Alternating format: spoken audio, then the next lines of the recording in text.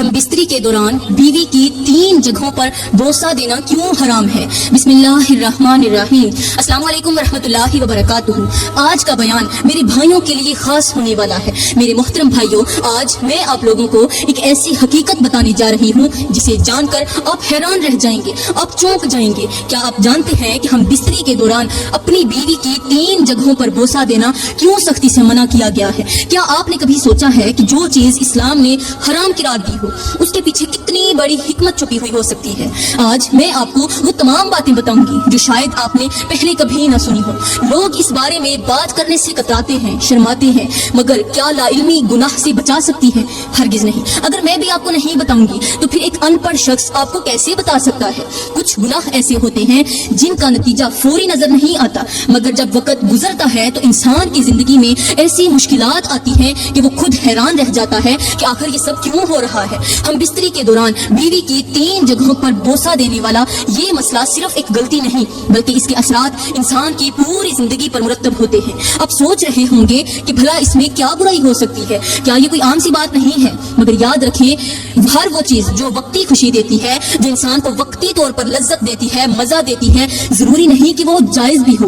क्या आप जानते हैं कि इन 3 जगहों पर बोसा देना ना सिर्फ दीनी तौर पर हराम है, बल्कि ये अमल जिस्मानी, रूहानी और नफ्सियाती नुकसानात का भी बायस बन सकता है। मेरे मोहतरम भाइयों और मेरी प्यारी बहनों, यहाँ पर मैं आपको समझाने के लिए अपने करीम नबी का एक फरमान सुनाती हूँ, मीठा सा फरमान, ताकि आपको मालूम हो जाए कि हलाल और हराम के दरमियान फर्क करना क्यों जरूरी है। मेरे करीम नबी ने फरमाया कि इंसान जब बार बार किसी गुनाह के करीब जाता है तो उसका दिल सयाह हो जाता है, यहाँ तक कि वो इस गुनाह को मामूली समझने लगता है। बिल्कुल ऐसे जैसे कोई शख्स इब्तदा में किसी आग के बिल्कुल करीब खड़ा हो तो उसे गर्मी महसूस होती है, मगर जब वो रोज उस आग के पास जाने लगे तो आहिस्ता आहिस्ता उसका बदन गर्मी का आदी हो जाता है और फिर एक दिन वो खुद उस आग में जा गिरता है। यही हाल उन लोगों का होता है जो पहले हराम से बचने की कोशिश करते हैं, मगर फिर आहिस्ता आहिस्ता उसके करीब जाते हैं और एक वक्त आता है कि उन्हें उसकी बुराई का एहसास ही नहीं रहता। आज हम जिस दौर में जी रहे हैं, जिस माशरे में हम सांस ले रहे हैं, वहाँ बहुत सी चीजें ऐसी हैं जो गुनाह में शुमार होती हैं, मगर मुआशरा उन्हें आम समझने लगता है। और जब कोई उनके नुकसान के बारे में बताता है तो लोग हंसी मजाक में उड़ा देते हैं, मगर याद रखें, अल्लाह के अहकाम को नजरअंदाज करना हमेशा नुकसान का सबब बन सकता है, चाहे वो नुकसान फौरी नजर आए या वक्त गुजरने के बाद नजर आए। मेरे मोहतरम भाइयों, आज का बयान अगर आप मुकम्मल सुनने से पहले इसे छोड़ दें तो शायद आप अपनी जिंदगी की सबसे अहम हकीकत से महरूम रह जाएं। ये वो बात है जो आपकी सोच बदल सकती है, आपकी जिंदगी संवार सकती है और शायद आपको इस गुनाह से बचा सकती है जो आप अनजाने में कर रहे हैं। क्या आप वाकई इतनी बड़ी हकीकत जाने बगैर जा सकते हैं? फैसला आपके हाथ में है। अल्लाह का फरमान है कि मियाँ बीवी का रिश्ता दुनिया के खूबसूरत तरीन रिश्तों में से एक है, जिसमें सुकून, मोहब्बत और रहमत रखी गई है। अल्लाह फरमाता है कि जो जोड़े, जो कपल्स आपस में मोहब्बत और इज्जत के साथ रहते हैं वो दुनिया में बरकत और आखिरत में अजीम जज़ा पाते हैं, क्योंकि अज़दवाजी जिंदगी, अज़दवाजी मोहब्बत सिर्फ एक जिस्मानी ताल्लुक नहीं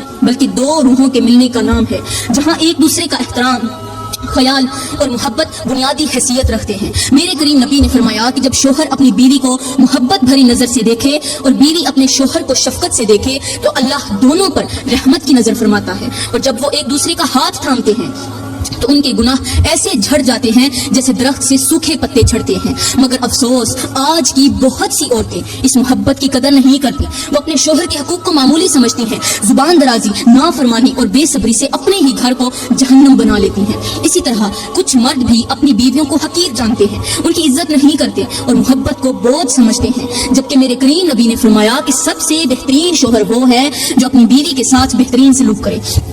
आज की औरत अगर अपने शोहर के साथ मोहब्बत, सब्र और इज्जत के साथ रहे तो ये ना सिर्फ उसकी अपनी दुनिया को खूबसूरत बना सकता है मगर आखिरत में भी इसके दर्जात को बुलंद कर सकता है। मगर जो औरत अपने घर में फसाद डालती है, शोहर की नाफरमानी करती है और रिश्ते की नजाकत को नहीं समझती, वो दर हकीकत अपनी खुशियों को खुद तबाह कर रही होती है। जैसे एक बागबान अगर रोजाना पौधों को पानी दे, उनकी हिफाजत करे तो बाग हमेशा हरा भरा रहता है, मगर जो बागबान पौधों को नजरअंदाज कर दे, उन पर पानी ना डाले, उनकी जड़ों को नुकसान पहुंचाए جائے تو پھر وہ باغ ایک دن سوکھ کر برباد ہو جاتا ہے۔ یہی حال میاں بیوی کے رشتے کا بھی ہے۔ اگر عزت، محبت اور صبر کے پانی سے اسے سینچا جائے تو یہ ہمیشہ بہکتا اور خوشحال رہتا ہے، مگر اگر اس میں تلخی، نافرمانی اور بے قدری شامل ہو جائے تو وہی رشتہ کانٹوں کا جنگل بن جاتا ہے، جہاں نہ سکون رہتا ہے اور نہ ہی خوشبو۔ یہاں پر میں میاں بیوی کی حقوق کی بات کروں گی، وہ حقوق جو ہر کسی کی نظروں سے چھپا کر دیے جاتے ہیں، وہ مزہ جو ایک بند کمرے میں پروان چڑھتا ہے، جہاں ایک بیوی اپنے شوہر کو سکون دیتی ہے، مزہ دیتی ہے، لطف دیتی ہے، وہ لمحے جنہیں حاصل کرنے کے بعد شوہر کسی بھی غیر عورت کی طرف نظر اٹھا کر نہیں دیکھتا۔ میرے بھائیوں، اللہ نے بیوی کو شوہر کے لیے ایک ایسی راحت بنایا ہے جو اس کے دل اور جسم کو سکون فراہم کرتی ہے، مگر افسوس آج کی کچھ عورتیں اس مقدس رشتے کی اہمیت کو نہیں سمجھتی۔ وہ اس سکون، اس محبت اور اس عزت کو حقیر جانتی ہیں۔ وہ سوچتی ہیں کہ شاید باہر کی دنیا میں انہیں زیادہ خوشیاں ملیں گی، مگر حقیقت یہ ہے کہ جو عورت اپنے شوہر کے ہوتے ہوئے غیر مردوں کے پاس جاتی ہے، اپنی خواہشات ان غیر مردوں کے ساتھ پوری کرتی ہے، وہ نہ صرف اپنے شوہر کی عزت کو رونتی ہے بلکہ اپنے رب کے غضب کو دعوت بھی دیتی ہے، اپنے گھر میں بے برکتی بھی لاتی ہے، اپنی زندگی کا سکون اپنے ہاتھوں سے گنوا بھی دیتی ہے۔ پیاری بہنوں، یہ دنیا فانی ہے، یہ حسن، یہ جوانی، یہ شہرت سب ختم ہو جائے گا، مگر جو عورت اپنی عزت کی حفاظت کرتی ہے، اپنے شوہر کو اپنا سب کچھ مانتی ہے، اللہ اس کے لیے جنت میں ایسی نعمتیں رکھ دیتا ہے جن کا تصور بھی ممکن نہیں۔ اللہ کا فرمان ہے کہ جو عورت اپنے شوہر کو چھوڑ کر کسی غیر کے پاس جاتی ہے وہ اپنے لیے دنیا اور آخرت دونوں میں تباہی خریدتی ہے، کیونکہ بے حیائی کی راہ وہی عورت اختیار کرتی ہے جو اپنی عزت اور شرافت کو بیچ ڈالتی ہے۔ میرے کریم نبی نے فرمایا کہ وہ عورت جو اپنے شوہر کی نافرمانی کرتی ہے، اپنے شوہر کی ناشکری کرتی ہے، اس کے ہوتے ہوئے بھی کسی اور کے ساتھ، کسی غیر مرد کے ساتھ ناجائز تعلق قائم کرتی ہے، اللہ اس پر خود لعنت فرماتا ہے اور اللہ کی رحمت کے فرشتے اس کے لیے بد دعائیں کرتے ہیں، اور ایسی عورت کی عبادات کبھی قبول نہیں ہوتی جب تک وہ سچی توبہ نہ کرے۔ آج کی دنیا میں کتنی ہی عورتیں اپنی خواہشات کے پیچھے بھاگ کر اپنے ہی گھر کو جہنم بنا لیتی ہیں۔ وہ سوچتی ہیں کہ شاید ایک مرد ان کی ہر خواہش پوری نہیں کر سکتا، مگر حقیقت یہ ہے کہ جو عورت صبر اور شکر کے ساتھ اپنے شوہر کے ساتھ نباہ کرتی ہے، اپنے شوہر کے ساتھ گزارا کرتی ہے، اس کے ساتھ وفا کرتی ہے، اللہ اس کے لیے دنیا اور آخرت میں برکتوں کے دروازے کھول دیتا ہے۔ تو اب بات کرتے ہیں کہ ہم بستری کے دوران عورت کی وہ کون سی 3 اہم جگہیں ہیں جن کو بوسہ دینا مرد کے لیے حرام ہے، چاہے وہ شوہر ہو یا کوئی بھی مرد ہو۔ پہلی جگہ وہ ہے جہاں سے ناپاکی خارج ہوتی ہے، یعنی اگلا مکان، جسے شریعت میں صرف ہم بستری کے لیے جائز قرار دیا گیا ہے، مگر بوسہ دینا سخت منع ہے، کیونکہ یہ وہ جگہ ہے جہاں سے جسم کی غلاظت خارج ہوتی ہے اور یہ انسانی صحت کے لیے انتہائی خطرناک ہے۔ ڈاکٹرز بھی کہتے ہیں کہ یہاں موجود بیکٹیریا اور وائرس کئی خطرناک بیماریوں کو جنم دیتے ہیں، جن میں پیشاب کی نالی کے انفیکشن، جلدی بیماریاں اور دیگر سنگین طبی مسائل شامل ہیں۔ یہاں پر مجھے بڑے ہی افسوس کے ساتھ کہنا پڑ رہا ہے کہ آج کی نوجوان نسل شریعت کی حدود کو توڑنے میں ذرا بھی جھجک محسوس نہیں کرتی۔ وہ چیزیں جو اسلام میں حرام قرار دی گئی ہیں انہیں محبت اور قربت کا ذریعہ سمجھا جا رہا ہے۔ خاص طور پر ازدواجی تعلقات میں ایسی حرکات کی جا رہی ہیں جنہیں اللہ اور اس کے رسول نے سخت ناپسند فرمایا ہے۔ آج بہت سے شوہر لا علمی یا اپنی خواہشات کی پیروی میں بیوی کے اگلے حصے کو چومنے یا چوسنے جیسی حرکات کر رہے ہیں، جبکہ اسلام نے اسے ناپسندیدہ اور حرام قرار دیا ہے۔ جدید سائنس بھی یہی کہتی ہے کہ وہاں بے شمار جراثیم اور بیکٹیریا ہوتے ہیں جو مختلف بیماریوں کو جنم دیتے ہیں، جن میں منہ اور پیٹ کے انفیکشن، جلدی بیماریاں اور بعض خطرناک وائرس شامل ہیں۔ یہ وہی مقام ہے جہاں سے ناپاکی خارج ہوتی ہے، اور اسے زبان کے ذریعے چومنا یا چوسنا خود کو بیماریوں میں مبتلا کرنے کے مترادف ہے۔ میرے کریم نبی نے فرمایا کہ جو کام فطرت کے خلاف ہو وہ ہمیشہ نقصان دہ ہوتا ہے، اور یقیناً یہ بھی انہی کاموں میں سے ایک ہے۔ افسوس کہ آج کے لوگ، بہت سے لوگ ایسے ہیں جو شرم اور حیا کو چھوڑ کر ان گناہوں میں پڑ رہے ہیں، جو نہ صرف ان کی صحت بلکہ روحانیت کو بھی تباہ کر دیتے ہیں۔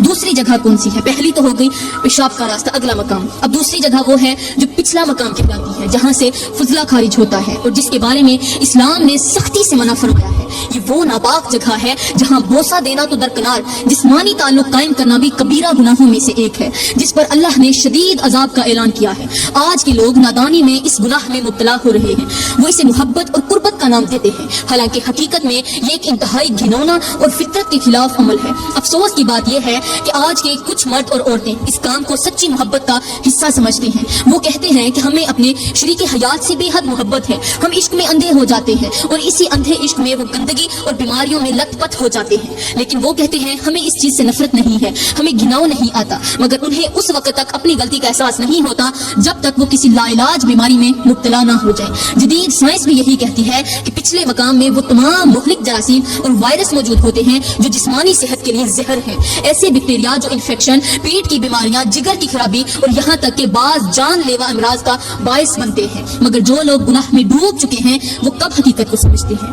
وہ تو اس عمل کو جدید تعلق اور نئی محبت کی علامت کہہ کر خود کو دھوکہ دیتے ہیں, حالانکہ یہ در حقیقت اللہ کے قہر کو دعوت دینا ہے. سوچیں, اگر ایک پانی کا کنواں ناپاک ہو جائے تو کیا کوئی شخص اس میں سے پانی پیے گا؟ ہرگز نہیں, بلکہ لوگ اس کنویں سے دور دور رہیں گے, کیونکہ وہ جانتے ہیں کہ ناپاک پانی بیماریوں کا ذریعہ ہے. تو جو جگہ جسم میں فضلہ نکالنے کے لیے بنی ہو وہ کس طرح محبت اور قربت کی جگہ بن سکتی ہے؟ اللہ نے ہر چیز کے لیے ایک فطری راستہ مقرر کیا ہے, اور جو لوگ اس فطرت سے ہٹ کر چلیں گے وہ نہ صرف دنیا میں ذلیل ہوں گے بلکہ آخرت میں بھی سخت عذاب میں مبتلا ہوگی. تو میری محترم بھائیوں, تیسری جگہ وہ ہے جو حیض کے دوران ناپاکی کی حالت میں ہوتی ہے, یعنی عورت کے ایام مخصوصہ کے دوران اس کا مخصوص حصہ, جسے اللہ نے ان دنوں میں ناپاک قرار دیا اور فرمایا کہ اس وقت کے دوران عورت سے جسمانی تعلق منع ہے. اور نبی نے بھی فرمایا کہ ان دنوں میں نہ صرف جسمانی تعلق حرام ہے بلکہ اس مقام کا بوسہ لینا بھی ناپاکی میں مبتلا کر دیتا ہے, کیونکہ حیض کے دوران عورت کے جسم میں کئی ایسے جراثیم ہوتے ہیں جو شوہر کو نقصان پہنچا سکتے ہیں. مثال کے طور پر, اگر کسی کو خالص شہد کا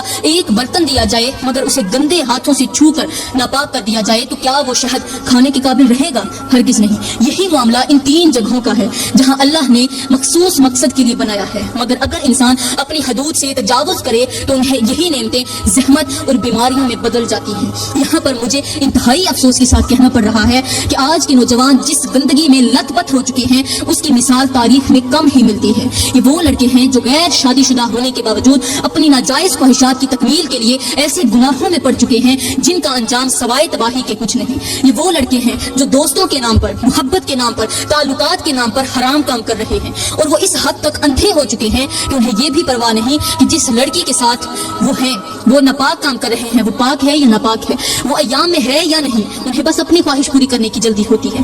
یہ نہ صرف زنا کر رہے ہیں بلکہ ناپاکی کی حالت میں بھی اس لڑکی کے جسم سے کھیل رہے ہیں جو سراسر اللہ کی نافرمانی ہے. یہ وہ لوگ ہیں جو گناہ کبیرہ میں مبتلا ہے, جن پر اللہ کا قہر نازل ہو سکتا ہے, جن کی زندگیوں میں نحوست اور بدبختی بھر چکی ہے, مگر انہیں اس کا اندازہ نہیں ہوتا, اور جب انہیں پتہ چلتا ہے تب تک بہت دیر ہو چکی ہوتی ہے. یہ وہ نوجوان ہیں جو موت سے پہلے ہی مر جاتے ہیں, مختلف بیماریوں میں مبتلا ہو جاتے ہیں, ایسے لا علاج امراض کا شکار ہو جاتے ہیں جن سے وہ سسک سسک کر مرتے ہیں, مگر توبہ کرنے کی بجائے مزید گناہ میں ڈوبے چلے جاتے ہیں. جب ان کی حقیقت کھلتی ہے, سامنے آتی ہے, جب ان کے جسموں پر زنا کی بیماریوں کے زخم نظر آتے ہیں, جب وہ ہسپتال کے بستر پر موت کا انتظار کر رہے ہوتے ہیں تو ان کے عزیز و اقارب چیخ چیخ کر روتے ہیں. ان کے ماں باپ اپنی قسمت کو کوستے ہیں کہ کاش انہوں نے اپنے بچوں کو حلال اور حرام کی تمیز سکھائی ہوتی, مگر اب پچھتاوے کے سوا کچھ باقی نہیں رہتا. یہ گناہ صرف لڑکوں تک محدود نہیں بلکہ آج کی کچھ لڑکیاں بھی اس میں برابر کی شریک ہیں. یہ وہ لڑکیاں ہیں جو غیر محرم لڑکوں کو اپنے پاس بلاتی ہیں, انہیں اپنی ہوس کا نشانہ بناتی ہیں, انہیں زبردستی گناہ میں مبتلا کرتی ہیں اور خود کو اس فتنے میں ڈال دیتی ہیں جس کا انجام سوائے ذلت کے کچھ نہیں. ایسی لڑکیوں کے لیے دنیا میں رسوائی اور آخرت میں شدید عذاب ہے. میرے کریم نبی نے معراج کی رات ایسے لوگوں کو دیکھا جو زنا میں مبتلا تھے.